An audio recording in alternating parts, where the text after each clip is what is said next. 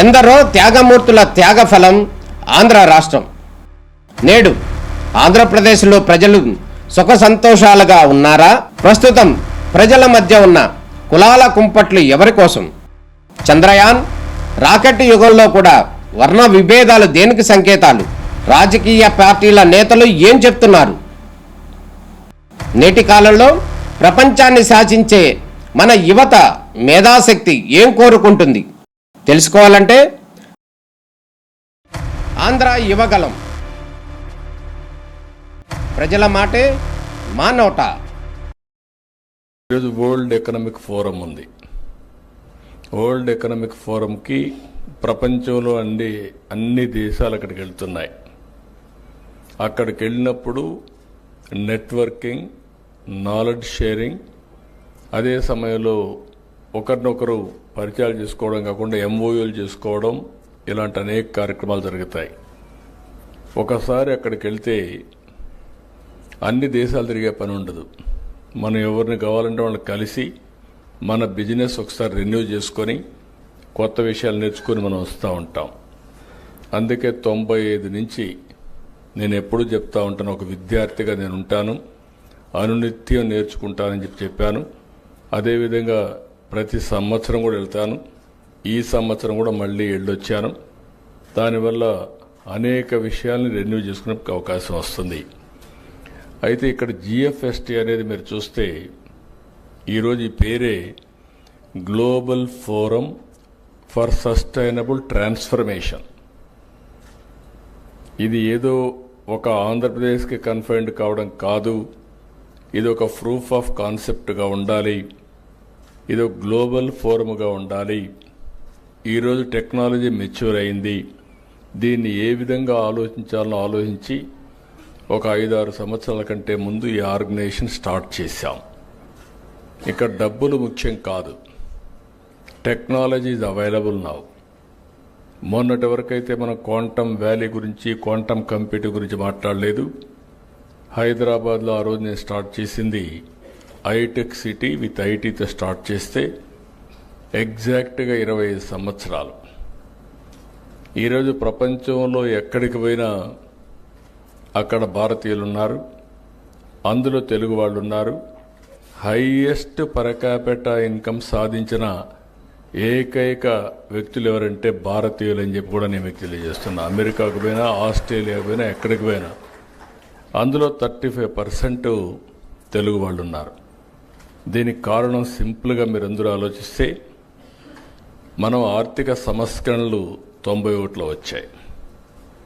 అంతవరకు లైసెన్స్ రాజ్యం ఉండేది. ఏ పని చేయాలన్నా గవర్నమెంట్ పర్మిషన్ ఇస్తేనే ఆ పని చేసేవాళ్ళం. ఎప్పుడైతే ఆర్థిక సంస్కరణలు వచ్చాయో లిబరలైజేషన్ స్టార్ట్ అయింది. అదే సమయంలో మన దేశంలో ఐటీ అప్పుడప్పుడే ఎవాల్వ్ అవుతుంది. దాన్ని మనం అడ్వాంటేజ్గా తీసుకున్నాం. అంటే ప్రపంచంలోనే ఐటీ ఫస్ట్ మూవర్ అడ్వాంటేజ్ తీసుకున్న దేశం, అందులో రాష్ట్రం ఆంధ్రప్రదేశ్ అని చెప్పి కూడా నేను మీకు తెలియజేస్తున్నా. అది అనదర్ అడ్వాంటేజ్. అక్కడి నుంచి 3వ అడ్వాంటేజ్ మీరు చూస్తే డెమోగ్రఫిక్ డివిడెంట్. ప్రపంచంలో యంగ్స్టర్స్ ఎక్కువ ఉండే దేశం భారతదేశం. ఒకప్పుడు నేను ఫ్యామిలీ ప్లానింగ్ మాట్లాడా, ఇప్పుడు నేను పాపులేషన్ మేనేజ్మెంట్ మాట్లాడుతున్నా. ఆ రోజు నేనే చేశా, ఈరోజు మళ్ళీ నేనే చేస్తున్నానంటే భవిష్యత్తును ఆలోచించి ఇలాంటి నిర్ణయాలు చేస్తున్నాం. దీనివల్ల జరిగినటువంటి డెవలప్మెంట్ మీరు ఒక్కసారి చూస్తే, ఎప్పుడైతే ఎకనామిక్ రిఫార్మ్స్ వచ్చాయో పబ్లిక్ ప్రైవేట్ పార్ట్నర్షిప్ వచ్చింది. అంత మునుపు ప్రభుత్వాలు డబ్బులు లేవు, మేమేమి చేయలేము అని చెప్పే దగ్గర నుంచి పబ్లిక్ ప్రైవేట్ పార్ట్నర్షిప్తో ఏ పనైనా కూడా సుజావుగా చేసే పరిస్థితికి వచ్చారు. ఒక రోడ్డు కావాలి, ఒక టెలిఫోన్ సర్వీస్ కావాలి, పవర్ కావాలి, లేకపోతే ఓటు కాదు, అనేక సేవలు అందించడం దీంట్లో ప్రారంభమైంది. దీంతో వెల్త్ పెద్ద ఎత్తున క్రియేట్ అయింది. ప్రజలకు సదుపాయాలు వచ్చాయి. ఒకప్పుడు విశాఖపట్నం నుంచి విజయవాడకు రావాలంటే నరక యాతనగా ఉండేది.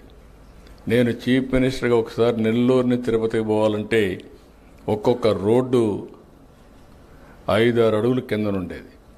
గుంతలు, గోతులు చాలా భయంకరంగా ఉండేటివి. దీనివల్ల ఏదైతే ఇప్పుడు నేషనల్ హైవేస్ చూస్తే one of the best roads వచ్చాయి. ఒక విధంగా చెప్పాలంటే ఒకసారి సంతోషం. మలేషియాని చూశాను నేను ఆ రోజుట్లో. చిన్న దేశం, బుడ్డ దేశం, 2 కోట్ల జనాభా. వాళ్ళది east west corridor 8 lane road. ఇది అర్లీ 90s.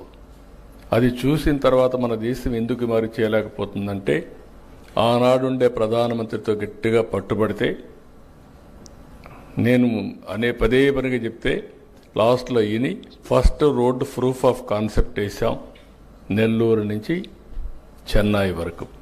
ఆ తర్వాత గోల్డెన్ క్వాడ్రిలేటరల్ రోడ్ వచ్చింది. ఇప్పుడు ఏ డిస్ట్రిక్ట్ పోయిన నేషనల్ హైవేస్ వచ్చాయి, బ్రహ్మాండంగా ఇన్ఫ్రాస్ట్రక్చర్ వచ్చింది. దీనివల్ల యూజర్స్ కొంత డబ్బులు పే చేస్తున్నారు. దానివల్ల వాళ్ళకి కంఫర్ట్ వస్తుంది, టైం సేవింగ్, పెట్రోల్ ఆదా అవుతుంది, లేకపోతే రైడింగ్ కంఫర్ట్ వస్తూ ఉంది, అనేక బెనిఫిట్స్ వచ్చే పరిస్థితి వచ్చింది. దీనన్నిటి వల్ల బెటర్ లివింగ్ స్టాండర్డ్స్ వచ్చాయి ప్రజలకి, కమ్యూనికేషన్లోనే లేకుంటే ఏ విషయంలో, అన్ని విషయాల్లో. అయితే ఈరోజు మనం గుర్తుపెట్టుకోవాల్సింది హ్యావ్స్ అండ్ హ్యావ్ నాట్స్ మధ్య. డబ్బులుండే వాళ్ళ దగ్గర ఎక్కువ డబ్బులు వెళ్ళిపోతున్నాయి, డబ్బులు లేని వాళ్ళు పేదరికంలోనే ఉన్నారు. ఇవన్నీ ఆలోచించిన తర్వాత ఆ రోజు మేము ఆలోచించింది global forum for sustainable transformation కింద. నాలెడ్జ్ ఉంది ప్రపంచం మొత్తం, టెక్నాలజీ అవైలబుల్ ఉంది. ఊబరైజేషన్ ద్వారా ఎందుకు మనం పొలిటికల్ ఐడియాలజీని, అంటే పబ్లిక్ పాలసీస్ని ఎందుకు ప్రమోట్ చేయకూడదు, ఎందుకు ఆంటర్ప్రెన్యూర్స్ని ప్రమోట్ చేయకూడదని ఆలోచించాం. ఆ ఆలోచన నుంచి పుట్టిందే ఈ GFST. ఇంత మునుపు కూడా నేను కొన్ని ఆర్గనైజేషన్స్ డెవలప్ చేశాను. నాంది ఫౌండేషన్. నేను అమెరికాకు పోతే 95లో ఫస్ట్ టైం అమెరికాలో అందరూ ఒకటి అడిగారు, మీరు సీఎంగా ఉన్నారు, బాగానే ఉంది, మేము ఆ రాష్ట్రానికి సేవ చేయాలనుకుంటున్నాం, దేశానికి సేవ చేయాలనుకుంటున్నాం. ఒకవేళ ఒక్కొక్కసారి అధికారం శాశ్వతం కాదు, శాశ్వతంగా పని చేయాలంటే ఒక ప్లాట్ఫామ్ క్రియేట్ చేయాలంటే ఆ రోజు నేను మేధావులందరితో మీటింగ్ పెట్టి ఆలోచించి పేరు నేనే పెట్టి రెడ్డి ల్యాబ్స్ అధినేత అంజయ్ రెడ్డి చైర్మన్గా చేశాను. ఆయన చనిపోయే ముందు ఆలోచించి నేను అప్పచెప్పిన బాధ్యత ఆనంద్ మహేంద్రకు ఆయన అప్పచెప్పి ఇది చేశారు. ఈరోజు ఆ ఆర్గనైజేషన్ ఇండియా మొత్తం సర్వీస్ చేస్తూ ఉంది. అరకు కాఫీని ప్రపంచం మొత్తం తీసుకువెళ్ళిన వ్యవస్థ నాంది ఫౌండేషన్ అని చెప్పి కూడా నేను మీకు తెలియజేస్తున్నా. ఈరోజు అరకు ప్రపంచం అంతా కూడా మీ పరిస్థితికి వచ్చింది.